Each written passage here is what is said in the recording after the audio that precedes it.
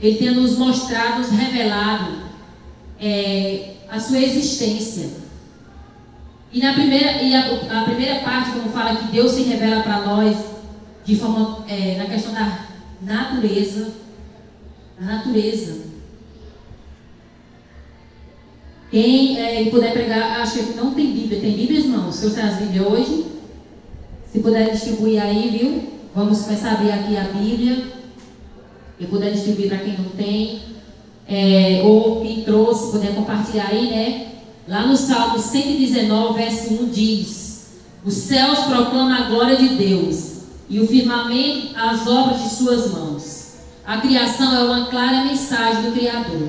O mundo não é o fruto do acaso, ou de uma explosão, nem tampouco de uma evolução de milhões de anos.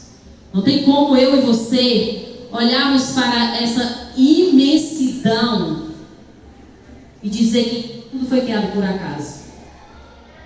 Não tem como nós olharmos para as estrelas, os astros, e não imaginar que existe um ser perfeito que fez tudo isso. Você imagina que se tudo fosse criado por acaso, sem a existência de um Deus tão perfeito e com tanta perfeição, por exemplo, a gente chega a imaginar, hoje nós estamos vivendo um momento em que nosso planeta está passando por uma situação, como todos devem falar, né, pelo aquecimento global. E muitos ainda não buscam explicações e não entendem o porquê que nós estamos passando por isso.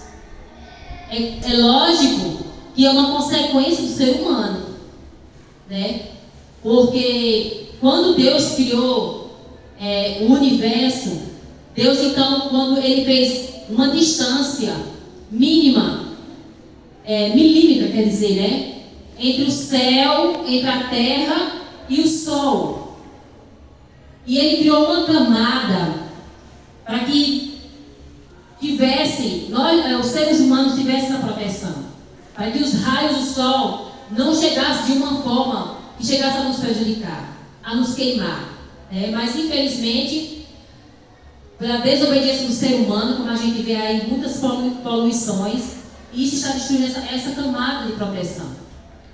E hoje nós sentimos na pele, né? Essa consequência. Então assim, não tem como a gente não olhar para tudo que foi feito tão perfeito e dizer assim, nossa, isso é obra do acaso. Não tem como. Não tem como a gente olhar para os pássaros e ver a sabedoria deles, né? Igualmente diz a Bíblia, olha, vai ter como as formigas. Você imaginar que a formiga ela não tem patrão, né? Ela não tem ninguém para mandar nelas, mas ela se esforça para trabalhar. Ela sabe o determinado tempo de guardar o alimento para quando for em outro tempo que ela sabe que vai ser escasso, elas vão ter o alimento para que não falte o seu alimento. Então não tem como a gente imaginar e ver tanta sabedoria nos animais e dizer, nossa, sabe, como foi tudo criado por acaso?